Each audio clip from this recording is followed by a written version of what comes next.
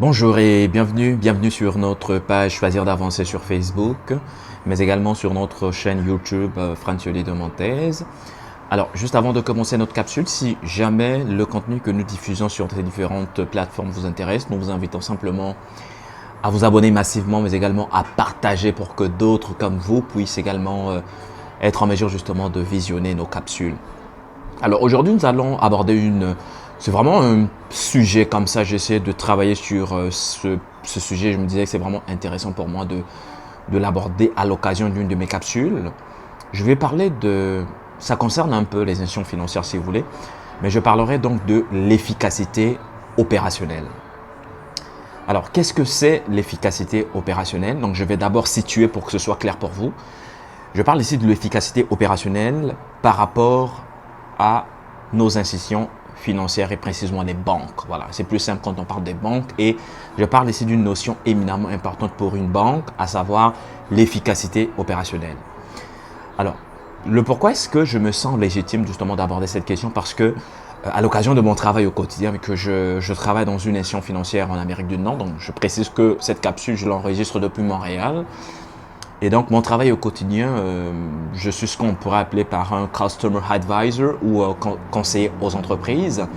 Et mon travail au quotidien consiste à accompagner les clients entreprises dans ce qu'on pourrait appeler par la définition de leurs besoins en termes de produits de financement, donc que ce soit des cartes de crédit, des marges de crédit ou du financement sous forme de prêts accordés, mais également aussi dans un processus d'ouverture de compte à faire. Donc voici des différentes missions qui me sont assignées et lesquelles missions je remplis avec, je l'espère, maestria tous les jours quand je me lève pour aller dans mon position de travail finalement, dans ma position de travail. Et je suis parti d'un constat ici par rapport à mon institution financière, que c'est une notion fondamentale et je dirais que c'est une priorité absolue dans la définition justement du schéma directeur de mon entreprise, donc de mon institution financière, de ma banque. Et je vois que, par exemple, pour ne parler maintenant que de la notion par rapport à nos banques, nos institutions financières en Afrique, et c'est la raison pour laquelle d'ailleurs je fais cette vidéo, c'est pas pour les banques canadiennes, parce que ici c'est une notion fortement ancrée dans n'importe quelle institution financière, et c'est d'ailleurs pour laquelle vous avez ces institutions financières sont solides, avec des chiffres d'affaires, avec des résultats qui sont toujours positifs, mais simplement parce que ces institutions financières ont compris la notion et l'importance de l'efficacité opérationnelle, puis qu'elles les implémentent, ces procédés tous les jours justement pour permettre à leurs clients à la fois d'avoir du service de qualité. Et aujourd'hui, lorsque on voit les institutions financières africaines, et lorsque je parle des institutions financières africaines, j'ai une pensée particulière pour les banques de mon pays, à savoir le Congo. Je suis originaire du Congo-Brazzaville. Et bien, force est de constater que malheureusement, les notions comme d'efficacité opérationnelle ne sont pas connues ou peu connues. Pourquoi? Eh bien, parce que ce sont des institutions qui fonctionnent encore selon le vieux logiciel. C'est-à-dire que vous avez en interne une organisation des tâches qui ne reflète pas justement la professionnalisation nécessaire justement pour atteindre l'efficacité opérationnelle. Donc, l'efficacité opérationnelle, c'est atteindre l'efficacité dans les différentes opérations de la banque. Rappelez-vous deux choses, que pour une banque, il y a deux types de clients.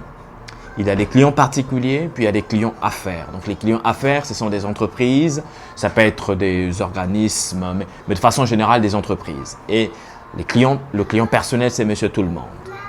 Eh bien, quels sont les besoins d'une personne, de monsieur tout le monde? Lorsque quelqu'un, mettons un individu, décide d'ouvrir un compte dans une institution financière, quels sont ses besoins?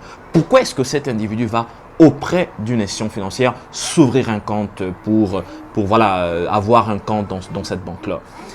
Le premier besoin, c'est d'abord d'avoir le compte, effectivement, et peut-être même un compte opération. Et puis vous avez des comptes de placement, et puis vous avez des comptes, ce qu'on pourrait appeler les comptes épargne. Et en dehors des types de comptes que le membre, donc le client peut avoir besoin, mais il y a ce qui vient avec les comptes, à savoir le financement.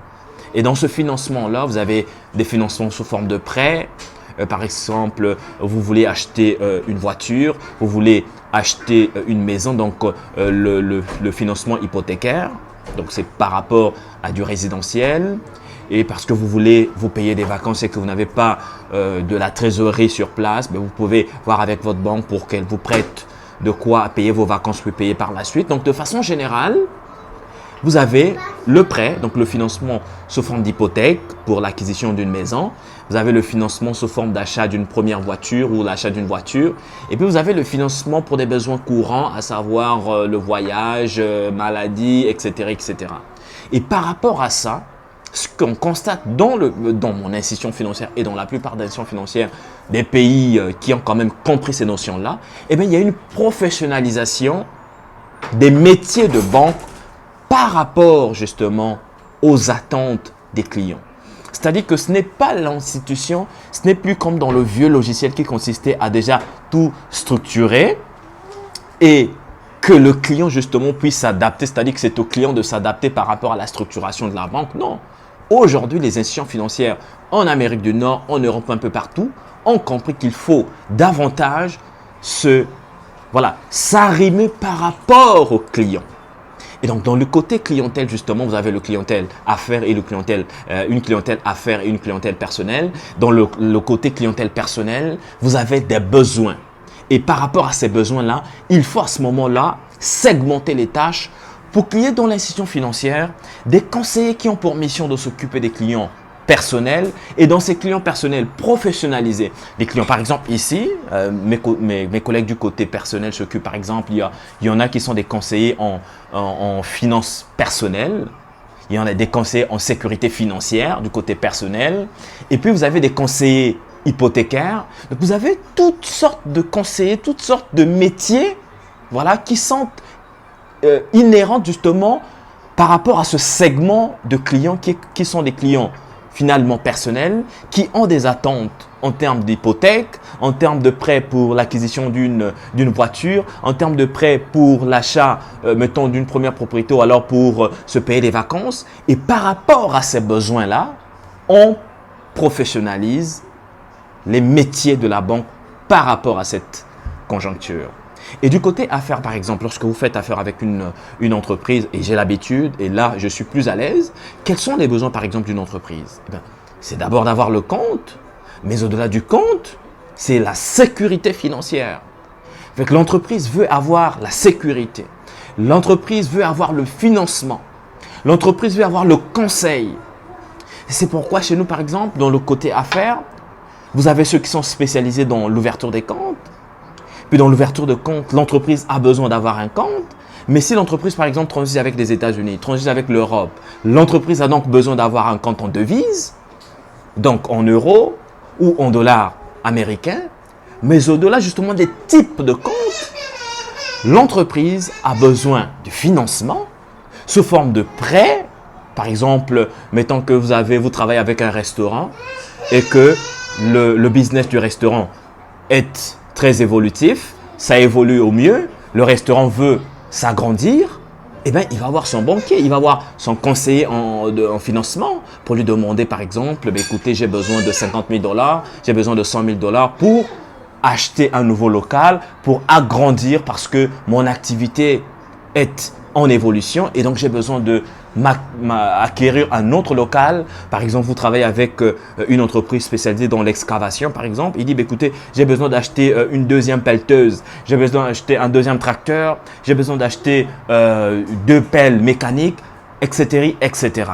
Et donc, par rapport à ces besoins-là, vous devez prioriser, vous devez spécialiser les métiers pour que les agents qui desservent justement cette clientèle-là, soient formés par rapport à ces besoins inhérents à la clientèle affaires et à la clientèle personnelle. Et donc, l'efficacité opérationnelle à ce moment-là intervient dans cette dimension de priorisation et professionnalisation des métiers de la banque en fonction justement de la donnée clientèle, mais également de s'assurer que ces opérations soient les plus efficaces possibles. Et l'efficacité, qui dit efficacité, suppose par exemple de toujours continuellement être dans une forme de veille pour que les meilleurs procédés, pour que la meilleure technologie en matière par exemple de services bancaires en ligne, eh bien que la compagnie, que la banque puisse avoir ces technologies-là pour continuer justement d'améliorer ces outils justement de gestion, mais aussi ces outils sur l'interface. Par exemple, vous avez des banques aujourd'hui qui permettent à n'importe qui, moi par exemple ma banque permet de s'ouvrir un compte d'entreprise depuis chez vous dans votre maison. Vous pouvez juste ouvrir votre compte, vous avez juste à rentrer toute l'information, tout ça, vous soumettez la demande et 48 heures après, vous recevez les documents à signer et 24 heures après, vous avez votre compte qui est ouvert. Automatiquement, vous avez vos services. Donc, il faudrait, et justement, c'est ça l'efficacité opérationnelle. C'est non seulement priorisation des tâches, priorisation des fonctions, des métiers de la banque par rapport à la donnée clientèle, mais c'est aussi de s'assurer que, sans cesse, que les meilleures technologies, que les meilleurs procédés dans l'industrie, et bien que la banque puisse être à jour justement de ces procédés-là pour être finalement non seulement compétitive, mais aussi de faire vivre une belle expérience client auprès de sa clientèle. Donc voilà un peu la notion d'efficacité opérationnelle. C'est à la fois deux volets, la priorisation et la professionnalisation des métiers de la banque en fonction de la donnée clientèle. Donc, par rapport au secteur personnel et au secteur affaires, quels sont les besoins dans le secteur affaires et former et prioriser, responsabiliser les gens par rapport à des tâches spécifiques. Vous, votre mission, c'est faire du développement des affaires. Donc, votre rôle consiste à appeler nos membres d'entreprise pour voir un peu où est-ce que vous en êtes avec votre financement, comment ça se passe, est-ce que vous voulez encore peut-être des ajustements par rapport aux termes de remboursement, tout ça. Ce sont des métiers. Et par exemple, la compagnie a des besoins comme ça de développement, veut s'acquérir une autre franchise, par exemple, un autre segment de son activité dans une autre ville. Ça suppose par exemple le financement, ça suppose l'accompagnement, ça suppose le conseil.